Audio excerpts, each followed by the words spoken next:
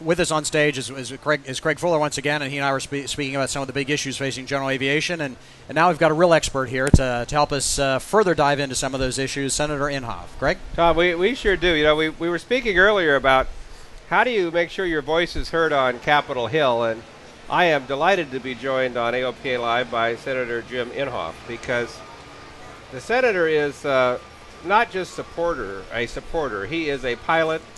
He has been flying a good many years, and so we welcome you here on AOPA Live. Thank you for joining us. Well, thank you, Craig. It's great to be here, considering how I got here. Just arrived, I believe. I did. I left this morning early, Washington, because, you know, I think everyone knows we had that vote. So I came just a couple of days ago. We bought. It's actually our third RV-8 up there in your hometown at Frederick. Right. And I flew it in today. And to do it, I came nonstop if I would cross Lake Michigan. So I did, and got here. Everything was great. I had plenty of gas to land until that DC-3 on runway 27 caught on fire, and they closed it. And I had to hold over the lake for about 30 minutes. So I've still got a little less than 4 gallons left. But we're here. Well, we're glad you're here. Yeah. We were wondering, I know we want to talk about a particular issue that you've been working on, but give us an update. I mean, we've been here wondering what is happening in Washington. Are we going to see I don't think they really want to know. It is kind of bad. Right down party lines, and I'm not saying this. I happen to be ranked as the most conservative member of the Republican Party in the United States Senate. So you can say I'm an extremist. But what we are saying is the problem is not a problem that we should have to be dealing with the way we're doing it. This President Obama, has put 3 budgets together. He has now amassed $5 trillion in deficit alone. Craig, I remember back in 1995 when Bill Clinton was the president, and I tried to. At that time, I went down to the floor because in 1995 he had a $1.5 trillion budget. And that's not deficit, no deficit, but just a budget to run this country. And I was complaining about how much money that was. This guy has a $3 trillion budget and a $5 trillion deficit. So it's all these things. The Obamacare, that's a $1.5 trillion. I mean, I'm kind of explaining how we got into this mess. Right. And the stimulus that didn't stimulate, that's another $1 trillion. All these things are just spend, spend, spend. So we've drawn the line and said we're not going to increase spending, and we're not going to do anything with taxes unless there's an equal amount of cuts per tax. Well, we had that in what they call the Boehner bill. It died last night, late last night. It passed the House. It passed the House. Went to the Senate. And right down party lines. Right. Every Democrat voted against it. Every Republican voted for it. So the Democrats are still touting the line for Obama. That didn't really answer your question, though, as to where we are now, because it's going to be difficult, because we are in a position where we have to do something. The deadline is not really the 2nd. It's probably the 9th or 10th, and something incremental, so that if you agree to increase it a little bit, not the whole $2 trillion, but a small part of that, and then you can tie some things to it. That's what we'll try to do.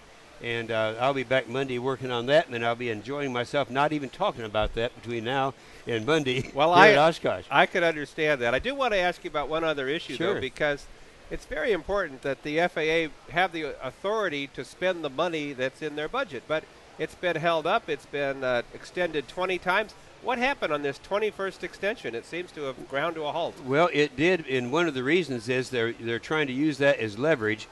The attempt by the administration is to have user fees, and then have the user fees go toward deficit reduction or go toward into the general fund. And so that's what, and we really can't do that. There's a moral issue here. For one thing, these pilots already pay a lot of money, and a lot of people out there think they're all fat cats. All they have to do is come to Oshkosh, and they'll realize that they're wrong. We are going to, the last authorization we had of the FAA was 2007. We've, as you pointed out, 20 extensions since then, and they're working on an extension right now. We'll probably do on Monday.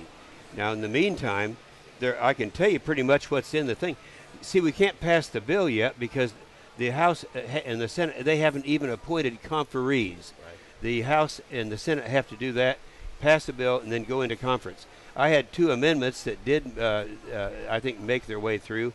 One of them was having to do with, let's see, the sub S. It's kind of complicated, but we try. Right now, the law says that a carrier will have to have the time, all the time, cockpit time, and all the rest periods and all that, in accordance with everybody else.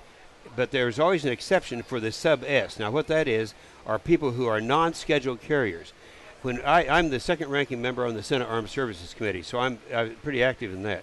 When we take our equipment over to Afghanistan, it has to come out of someplace, in Germany or someplace Kuwait or other places, and you can't comply with those rigid guidelines without leaving the plane overnight in Afghanistan, which you can't do for security reasons.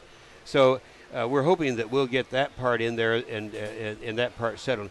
The other one is, I'll think of it in a minute, but it's something for general aviation. Right. You know, you got to keep in mind that when I was elected to the Senate, the astronaut John Glenn was there, from a senator from Ohio, and he and I became good friends. And when he retired, that left me as the last standing active commercial pilot in the Senate. For that reason, I ended up doing all these things that a lot of the others don't do. I know the citizens of Oklahoma are grateful for it, but I will also tell you that all of us in general aviation are grateful for that support. I want to talk, though, about an issue that you've just introduced, that you're going to be talking about later today here at AirVenture Oshkosh. I think it was born in part by a personal experience, but what you discovered was the ramifications were far greater than just your personal experience when it comes to the rights of pilots who might be engaged with the FAA around an enforcement That's issue. a good way of introducing it, Craig. It was I mentioned when John Glenn, it was the last one, so I get most of the complaints, people who are complaining about maybe the medical standards or all these things. And so the experience I had was I was going in with a whole, in fact, two of them are here right now, a whole group of people, but none of them were pilots. And I was going into an airport called Cameron County Airport, southern tip of Texas. Now, I'm familiar with that because I used to be a builder and developer. I've landed on that runway over 200 times.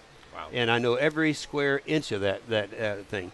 So anyway, while I was not on an IFR flight plan, it was a clear day, I was still going through the controllers. I went through Corpus Control and then Valley Approach Control.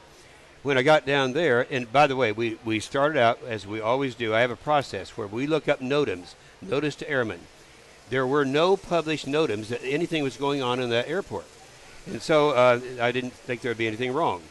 The Valley Approach took me right up to runway 13, 4-mile final. He said, you're now a 4-mile final to runway 13. You are cleared to land Cameron County. This is the FAA telling me this.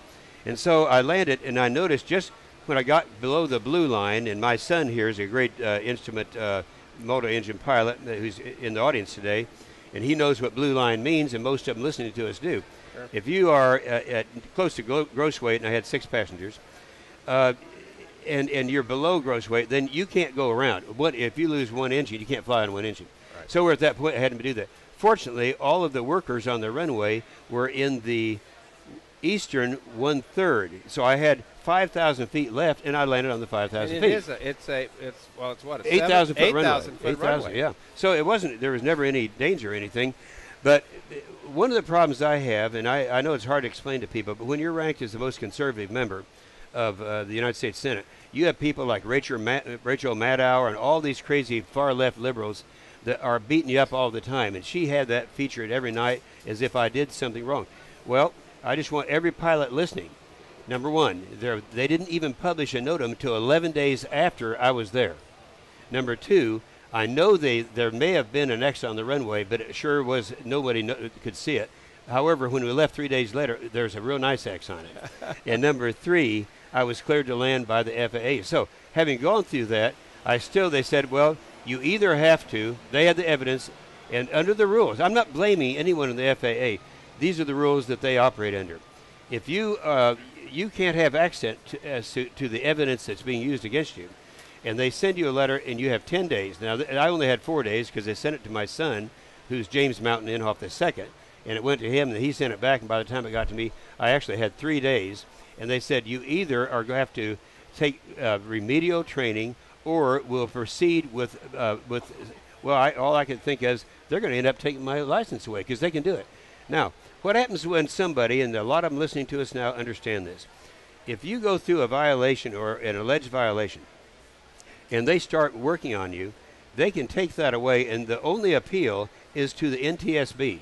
The NTSB, it's a rubber stamp for the FAA. Now today at 1 o'clock, I've got a lot of real smart attorneys. You know, of course, Yodis, his daughter Kathy is going to be there. She handles a lot of these cases, and she'll say, "You're lost when you have to appeal it to the NTSB."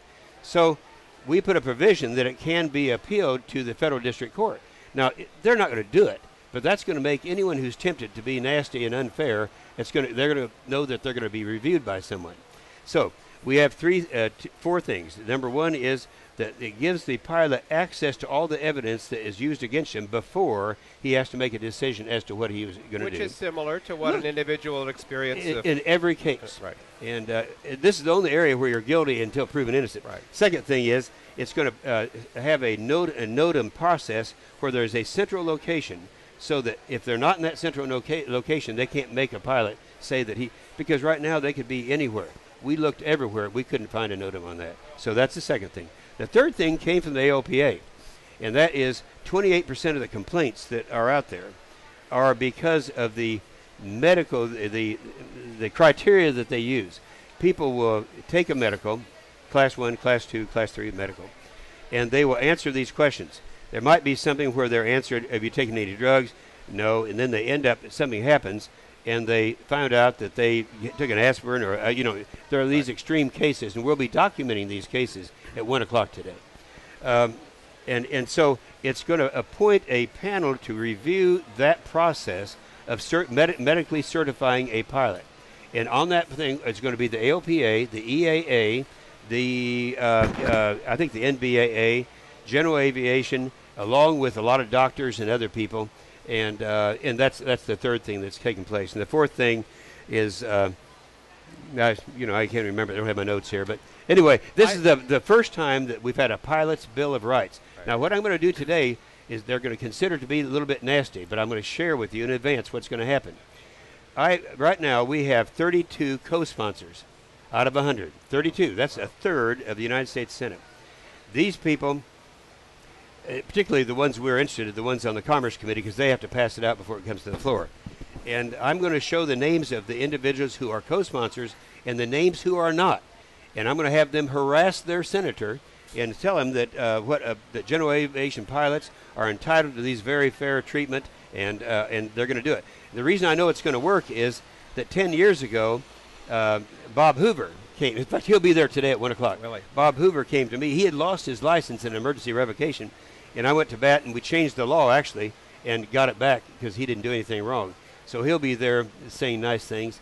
And then way back in 1994, prior to that time, most people listening to us now know America, because of our tort laws, was not manufacturing airplanes or airplane parts.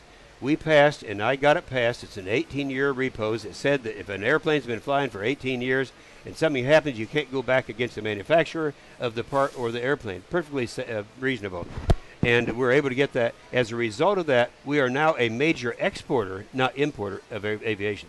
And how did I do that? I came to Oshkosh, and I had the same kind of forum, and I talked to about 200,000 single-issue pilots, and they were able to immediately get the votes necessary. So the pilots are going to know today at 1 o'clock who the bad guys and good guys are. And the important thing is it's worked before. We certainly want all pilots to fly in accordance with the regulations. Absolutely. But we also want them to understand clearly what the process is if questions come up. So we appreciate what you're doing, and we are supportive, and we'll be there for this session. And I'm hoping you'll be in attendance. I think you are, aren't you? Well, they're trying to get me out of here. I'll do my best. I'll do my best.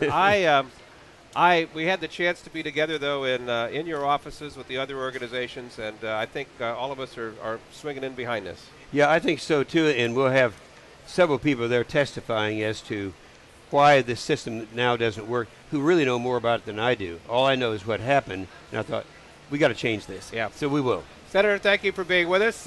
Enjoy AirVenture. We'll see you back in Washington. Oh, this is my 32nd consecutive year, and when I look at my two sons here, they've been here 32 consecutive years, too. That's nice. Isn't that Very nice. Very nice. Great. Thanks so much. Thank you, Craig. Okay.